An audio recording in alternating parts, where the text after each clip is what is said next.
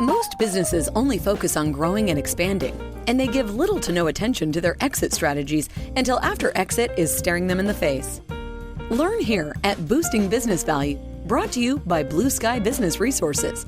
You'll discover how to shape a more durable and saleable business, and how to implement a powerful, well-planned, and rewarding exit. Join Dr. David Gruder and Jason Tuzinkewich as they deliver actionable tips for lower middle market company owners, executives, and their trusted advisors. Find out where your business currently stands, how you can meet your revenue objectives more reliably, and how to grow your venture to the next level, all with a smooth and fruitful exit in mind. Here are your hosts, Dr. David and Jason. Well, welcome back. This episode is part 2 of our current mini-series on the 3 inflection points that all businesses must master to achieve durability and long-term growth. And in this episode, we're going to dive into the first inflection point related information, which is about the innovation phase. And for those of you who are new to this Boosting Business Value podcast, and why should you be new? You've probably been binging on all of our prior episodes, for crying out loud. I'm David Gruder, the business lifecycle, exit planning, and post-acquisition psychologist for Blue Sky Business Resources. And with me, as always, is my trusty foil, sidekick, and thought leader of many capacities, Jason Tuzinkewich, who is Blue Sky's Chief Operating Officer. Take it away, Jason. All right. Well, Doctor, it's great to be with you again. And, I mentioned this in part 1, but I'm so excited about this series because this is some important stuff. And we're going to dig pretty deeply into innovation in this episode. But first, let's kind of back up a little bit and let's talk about what do we mean when we say these inflection points that business owners and their teams need to master. And what specifically are those inflection points? So, the way that we're talking about it right now is that inflection points are major functional pivot points. This is a time where, if you're looking at it on a plot, the graph goes from pretty flat to straight up. This is where strategy, organization, tactics, and leadership style requirements must change in order to succeed at what's next. And it's a perpetual cycle. In durable businesses, there are these 3 points that you just keep encountering over and over and over again in your life. And that's why it's so important to master them. And so what are these 3? We already mentioned innovation. This is where things start. Then we go to fruition. This is where things really grow, expand, and penetrate markets. And then you get to bifurcation. And bifurcation is, to quote the term penned by one of my professors, Dr. Tushman, it's when the business has to become ambidextrous. It's when it's doing both innovation and fruition simultaneously, which is the most cumbersome, the most troubling point for business owners and where a lot of businesses fail and languish. So, we're going to talk about all 3 of these in this mini series. And so, Doctor, let's kick off this innovation phase. Let's get the business started. Well, let's do it. So what happens during the innovation stage? Well, it's probably pretty obvious that in this phase in innovation, we're creating something new that the market wants. So that might be a need or a capacity to fill a need. There's something new that's emerged that is a need that hasn't really existed so much in the marketplace up until now, and where your business actually has the capacity to fill that need in some form. So that's one thing that the market might want in the way of something new. And it's so exciting that we're in a time where technology is advancing so quickly that these new needs, these brand new market potentials are coming at us at a really rapid pace. So there's all this opportunity to do that.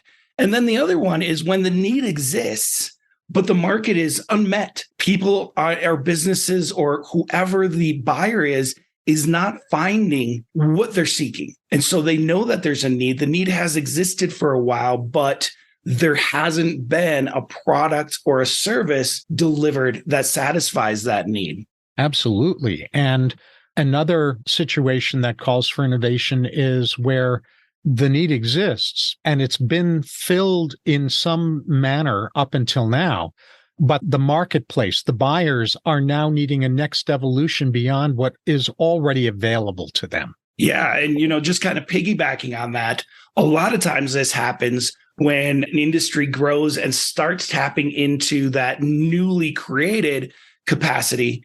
And now the needs that they've had met by some product or service need to be specialized to service their new performance goals. And so it's again that it's kind of that evolution, but it's narrowing the focus into something that is tailored or bespoke to these newly emerging needs. Right. And not just newly emerging needs, but specialized versions of what's already available that have been customized for a specific sub-niche, a specific marketplace, rather than a generic version. And then, of course, where there is an existing need and it's being met pretty well, yet a new sub-need emerges where buyers are wanting that product or service delivered in a different way than it's currently available. Yeah, I think about, I use Microsoft Office all the time, and I used to use it on my PC, but now I want to use it on my tablet. I want to use it on my laptop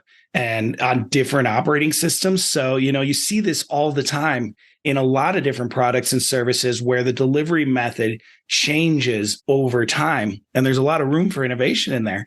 And then the last one, as we always talk about with businesses, we talk about how do businesses compete, right? They compete on timing, on price, and on quality. You can only ever do two, right? And so the one thing that we haven't talked about in innovation, but that is crucial, is getting to that point where you can compete on price, where you can deliver a fundamentally different price point in some way, shape, or form to satisfy the existing need. And that's another innovation that in many ways has disrupted a lot of our markets recently. And it's going to disrupt our markets even more in coming years as robotics starts to take over certain repetitive tasks that up until now humans have done. And when that happens, there will probably be different price points for those same products. And with any luck at all, the price points will be lower. And the people who used to do those jobs will hopefully be retrained by the company to fill other roles that will be available for them to fill because they're not doing that kind of grunt work that robots can do. I love your optimism. Let's see that happen. It is an optimistic viewpoint, and I'm not saying it will happen that way. I'm saying I want it to happen that way. I'm along with you. And, with our experts in business and advisory that listen to this podcast, we can generate a community that can ensure that that can happen. Because it's feasible to retrain and replace and upskill your employee staff so that you don't have to go find new employees as technology changes the demand from a production focus to a creative thought and problem solving focus. Right. And I think the footnote that I want to add there just feels important to me to insert is that this has always been true in the business world. There's always a period where a new innovation comes online and it completely disrupts the job market. What's available in the job market, when certain jobs vanish, new jobs emerge. That is always occurring in each evolution in the marketplace. So what we're talking about here specifically with AI and robotics is happening now, but the basic dynamics we're talking about have always happened and will always continue to happen. So if you're getting wigged out by that, I think what's more important is to ask yourself, what's your next evolution in your capacities to fill certain roles and certain jobs as needs change in a business? Yeah, and we've stepped a little bit off the beaten path and onto a little bit of a soapbox here, but I do want to add one more thing to this because this is important stuff. It's also historically proven and true to this day that as technology improves and makes certain tasks and job titles obsolete, more job titles emerge. The increase of automation and robotics has created a lot more job titles in technical thought, in design, in programming, in process management, all of those things, then it took away frontline production. And Right. so as long as we keep that in mind and we recognize and we look for the growth areas, then it's easier to determine how to retrain people and make them fit. Right. So don't listen to the doomsayers who are saying the sky is falling around this. The sky is not falling. It's always the marketplace. The business world has always evolved in ways where jobs that used to exist cease to exist, and new jobs that never existed come on board and are needed, and people need to fill those new jobs. That was a fun little side trip. It was. It was, and a really important one, I think. We could probably devote a whole episode to that, but that's something to consider for another time. So in the innovation phase, the thing that's built into innovation is that by definition, it is a phase that's high loss, high burn rate, because what you're innovating hasn't been monetized yet. It hasn't been brought to the market. It's not generating revenue, let alone profits, because you're developing it. And so by definition, the innovation phase is a phase where you are going to have a burn rate. You're going to be losing money, or let's just say you're going to be funneling, if you're an existing business, you're going to be funneling profits, a portion of your profits, into something new that's not yet monetizing. So we're going to return to that as we unpack this a little bit further, because the fact that's so requires a certain kind of vetting before jumping in with both feet with a new innovation. Yeah, absolutely. And to just kind of build onto that, everything about this phase is dynamic. It's in high flux. And, you kind of look at this juxtaposed against the fruition phase, where it's all about streamlining and systematizing and making continuity and consistency. This is the exact opposite of that. You're changing, that concept of failing forward and failing forward fast is tantamount to success in the innovation phase. You've got to fail fast because you've got to quit pursuing things that aren't going to work, but your failures have to move you forward to getting to that product that you can monetize and sell. But not only is the design process dynamic, the communication process, the resource allocation process, all of these things are changing throughout. So, if you think about the two major long-term functional phases of a business, the innovation and the fruition phase, innovation is all about rapid dynamics, a lot of change, a lot of turnover, always being flexible and being able to pivot quickly. Whereas the fruition phase, as we'll talk about in the next episode, is all about not pivoting, not changing, getting that you can optimize, but you're not going to make major fundamental changes in communication structure, in positional responsibilities, or in the product itself. Mm-hmm. Well said. And basically, the punchline from that is that even in an existing business, when an existing business moves into a new innovation phase, they have to think like a startup. They have to think like early stage entrepreneurs. And there's actually a term for that in the business world. It's called being an intrapreneur rather than an entrepreneur, where you are bringing entrepreneurial mindsets and innovative mindsets that are part of the startup mindset into an existing business during an innovation phase. So it calls for intrapreneurship in an existing company. And of course, because of the nature of what innovation requires, while you're innovating, there's going to be all kinds of cross-functionality, matrix communication. All of those are essential. And the important thing is that the way that an innovation team operates always supersedes hierarchical structures in the main business if it's an existing business that's going into its next innovation phase. The innovation team cannot be constricted by the status quo hierarchical structures inside of the innovation team. Obviously, they have to interface with the executive team and the existing hierarchical structures, but that's external to the innovation group. Inside the innovation group, all bets are off. Chaos, in a positive sense of chaos, is not only welcome, it is necessary. Yeah, I like that structured chaos concept. And all bets are off to a point, as long as they're failing forward and as long as they're driving towards something that's monetizable. Absolutely. There do need to still be some guardrails on here, but they're a lot wider than they are in the normal operation of a existing mature business. Yes, it occurs to me to have you add something, actually. I think what cross-functionality is going to be clear to our listeners, but for our listeners who aren't familiar with the term matrix communication, can you define that? Yeah. So, if you think about a business and you think about the way that you in your business communicate with your team, typically the specific functional team communicates amongst themselves. Engineers talk with engineers, sales and marketing people talk with sales and marketing people. Sometimes the sales and the marketing people don't even communicate that much.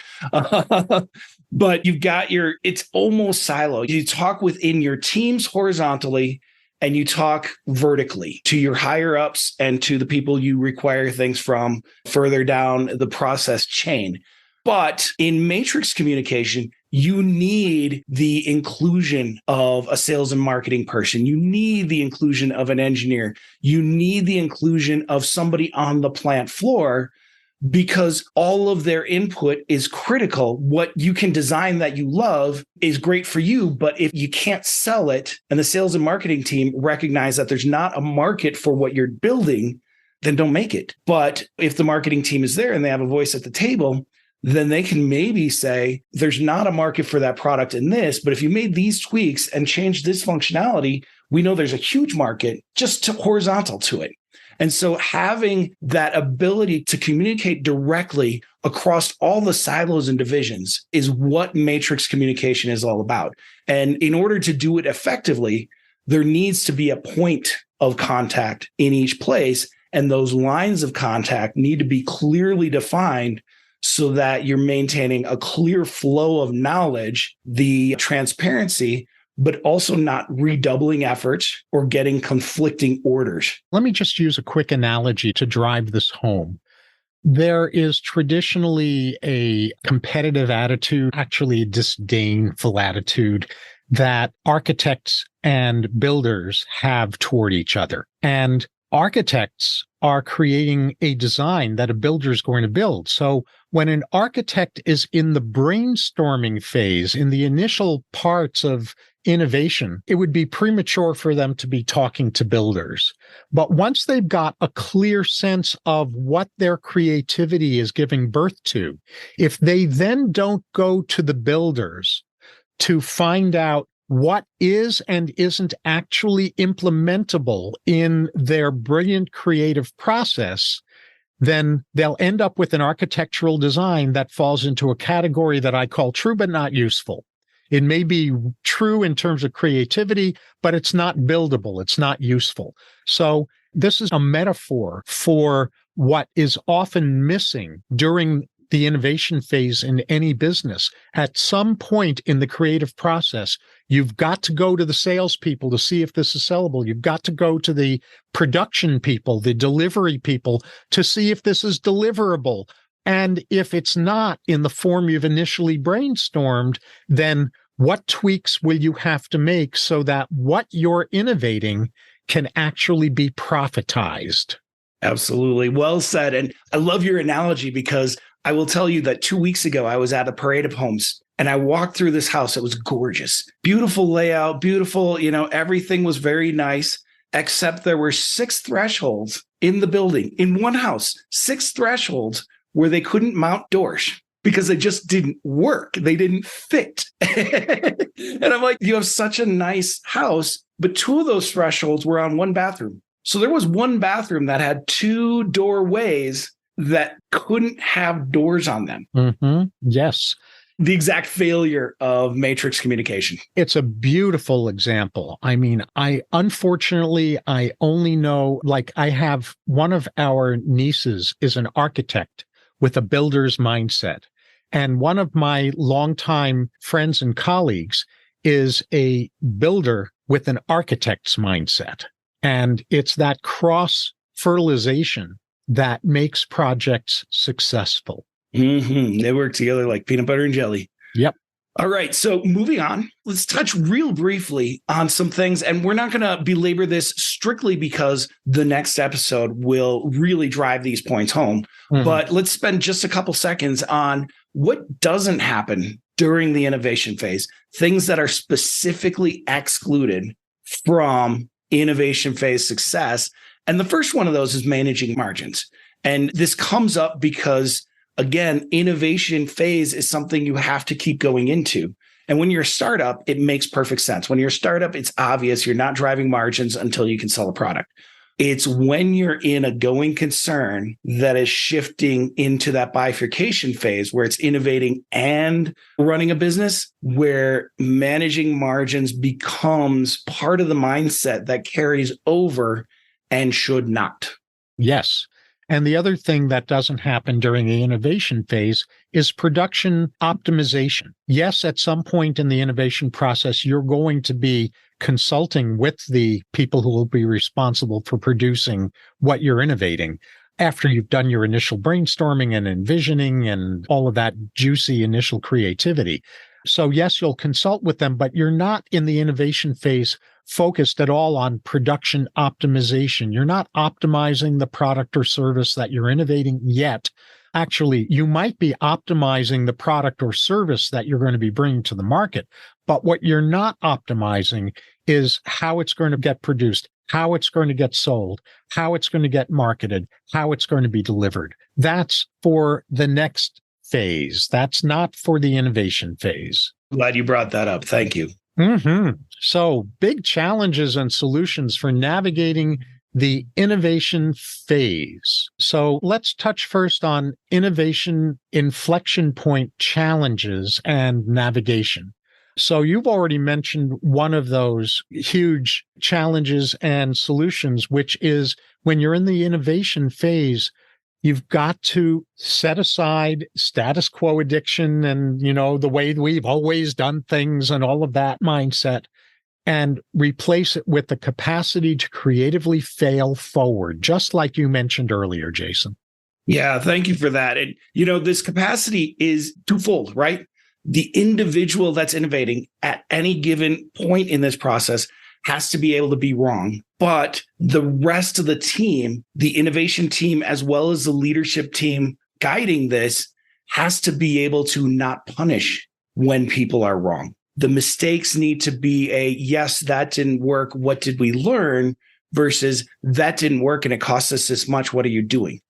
And that's a really big issue. And so I'm glad you put that at the forefront.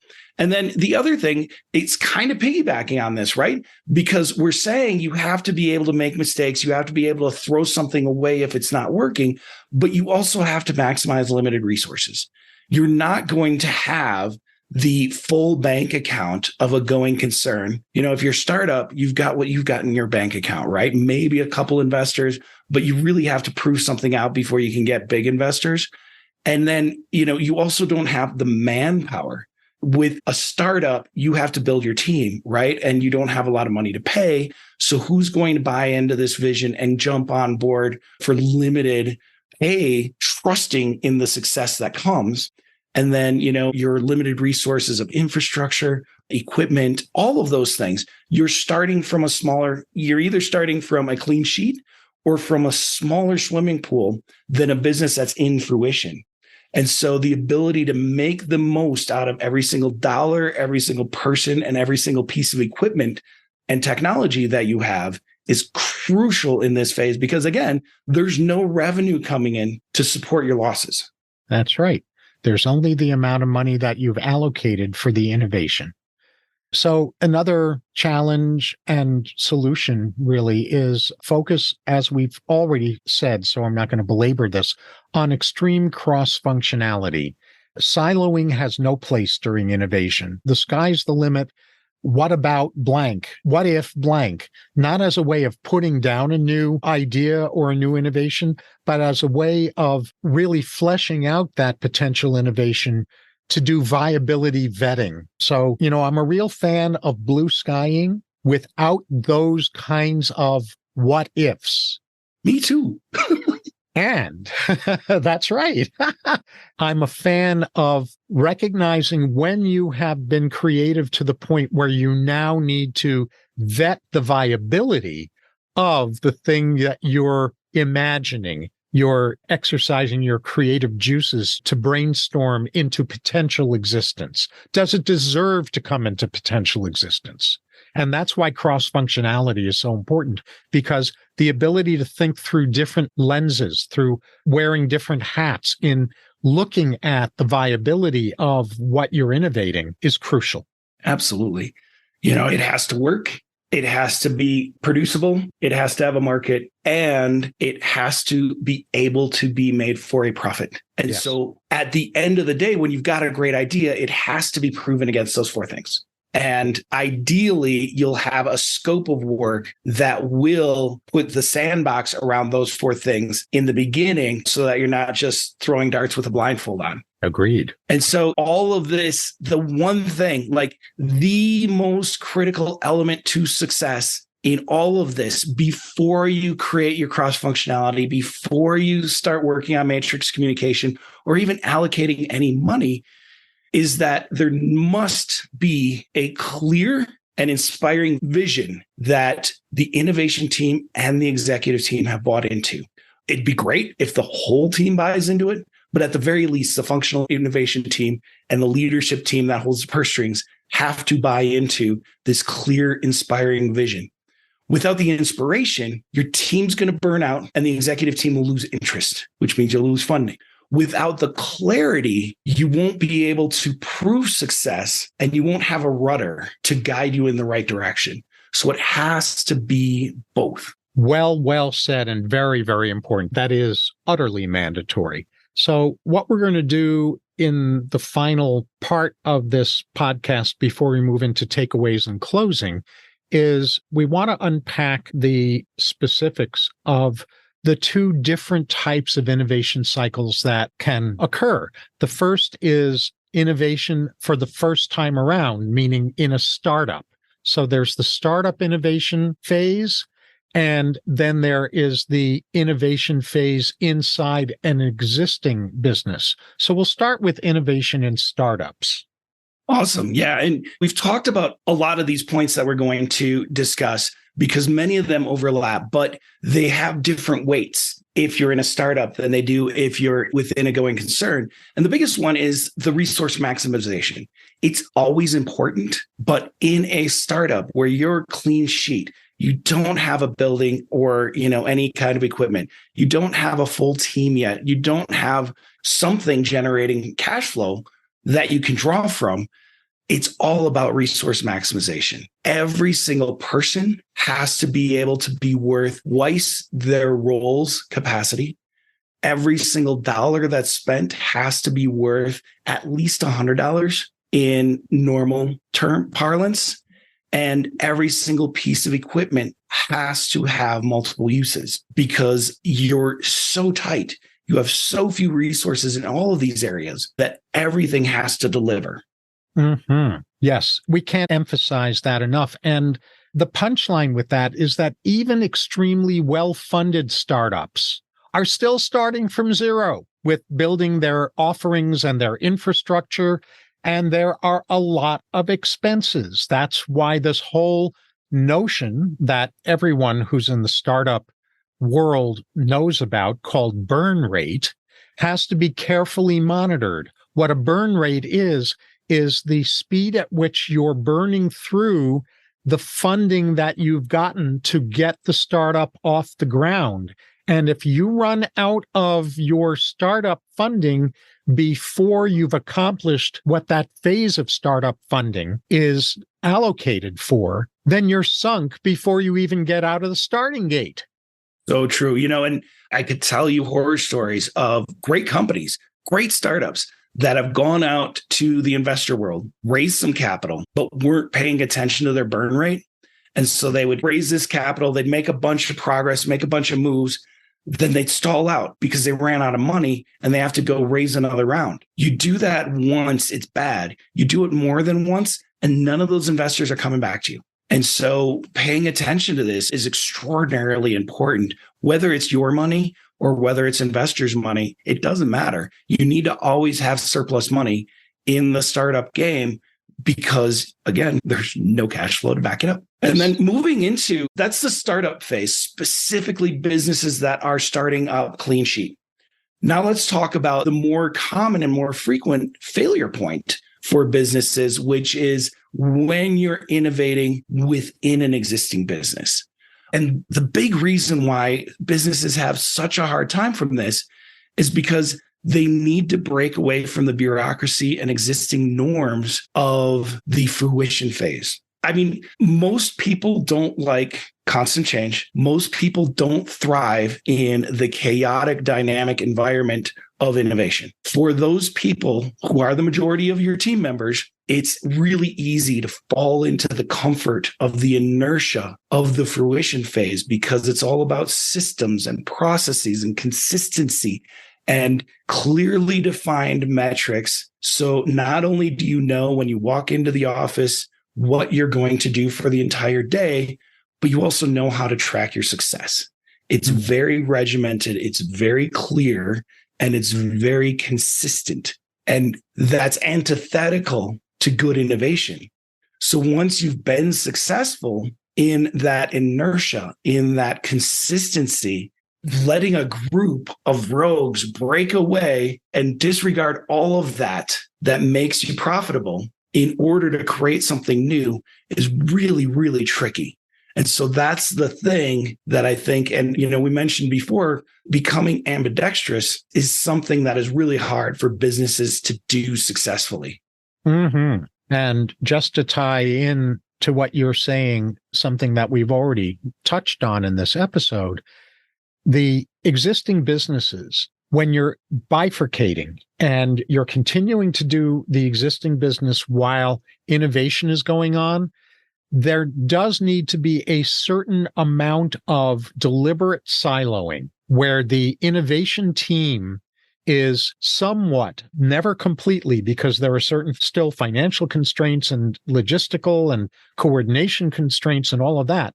But to some extent, they need to be siloed off from the existing businesses' functions so that they can really engage in the creative innovation process, so that they can move into that mindset that's a failing forward mindset, the mindset that is not about stewarding cash flow, but instead a mindset that says, we're in negative cash flow in our innovation process, and we need to pull out all the stops in our brainstorming. But at some point in that brainstorming process, we have to come back to the real constraints in terms of economic viability of what we're innovating. So a certain degree of healthy siloing of the innovation team, not full siloing, but a degree of siloing, is really important in an existing business when it's bifurcating. Absolutely. And, it always occurs to me that the other part of this ambidexterity and this creating space piece that you're talking about, shareholders hate innovation. They want innovation. They want the results of innovation. They don't like the growing pains of innovation. So part of all of this is creating that space from the shareholders and saying, hey, they're off limits because they're doing what in 2-3 years, you're going to be patting them all on the backs for the money they're putting into your stock value. Give them that space. And this is where that clear and inspiring vision becomes really important, right? But then the other part of this is the guardrails on the sandbox, right? There's still only so much money that can, should, and will be allocated for innovation. And so there are two sides to this, right? Allocated money for innovation must be sacrosanct. It must be committed to the innovation and not allowed to be diverted by anybody within the cash flow stream into things that they think are more important It can't be renegotiated after it's been allocated because something else came up that we want the money for. It has to be dedicated, but the innovation team also has to understand that they don't have a blank check to innovate from. They have to be focused. They have to be diligent and methodical in failing forward and testing their innovations to ensure that there's a pathway to profitability in a reasonable time frame. Yes, beautifully said. And the last thing is about cross-functional productivity, to tie this back in with what we were saying earlier. Cross-functional productivity in service of innovation is trickier in an existing company than in a startup, because in a startup, everyone's in cross-functionality mode. In an existing company, what you've done for the sake of bearing fruit and optimization in the second phase is people have been siloed to an extent. In other words, they become specialized. Your CFO thinks like a CFO. Your operations person thinks like an operations person, et cetera, et cetera. They're not cross-functional. And yet, in the innovation process, unless you're blessed with being in a company that has a standing, ongoing R&D department, the shift in mindset out of being focused on one aspect of the company, on marketing and sales or on production or whatever it is that you've been focused on, that has to go out the window if you're part of an innovation team. What you've been used to in the way of specialized thinking and specialized responsibilities and specialized advocacy on behalf of the part of the company's functioning that you're operating inside of has to be tossed out. You have to go back into entrepreneurial mode, into that cross-functional thought process and productivity that is not what you've been used to in the prior phase in an ongoing company. So true and so well said. And, this brings up a really important point, which is even if the business has done a great job of separating out an innovative team, allowing them the freedom from operating metrics and performance metrics, and allowing them the space and the adequate resources to do their design and innovation work, there will be a time where that innovation team requires resources from the parent company. And so think about this. You've designed a product. You're very excited about this product. But before you can do any real market research, perfect the design for manufacture, you have to do a trial run of manufacture. But if your plant manufacturing floor leader gets paid a bonus on productivity, stopping the line, doing a changeover, and running a limited run of something that doesn't generate revenue hurts his metrics and his or her ability to get the maximum bonus. And so at that point, the executive team, this is where the executive team, again, has to be involved and engaged in this, has to be able to provide a new incentive for those members of the team outside of the innovation team that may or may not buy into this new innovation, but provide appropriate incentives to support it anyway. And so that they're not being hurt by this innovation or even allowed to perceive harm because of the innovation. And so when you're talking about this cross-functionality, it becomes an even bigger deal when the innovation becomes mature and has to start being cross-functional within the rest of the organizational team. And so on that note, let's move on to the key takeaways. I think that we've got two big ones. And it's been a while to get here, but I think it's important. I really appreciate all of your insights, Doctor. This has been a great conversation. And For yours. me, the biggest takeaway is that innovation in a startup is really, really hard, but the people in a startup are expecting it. They come into a startup with this bootstrap mentality. They're creating something they're excited about. In bifurcation, where most mature businesses fail, it happens because they have that difficulty breaking away from the norms, procedures, and hierarchy that make the fruition phase so successful.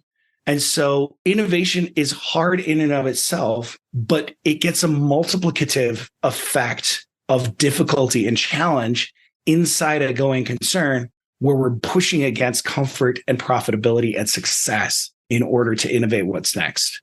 Well said. And then the other key takeaway is don't enter into innovation mode until you have the necessary vision for what's being innovated and why it's being innovated, the support for the innovation process, and a way to evaluate the viability of what your initial creative brainstorming generates before jumping in with both feet. Unless you've got those components, don't even bother innovating. It's going to be a money suck without a return.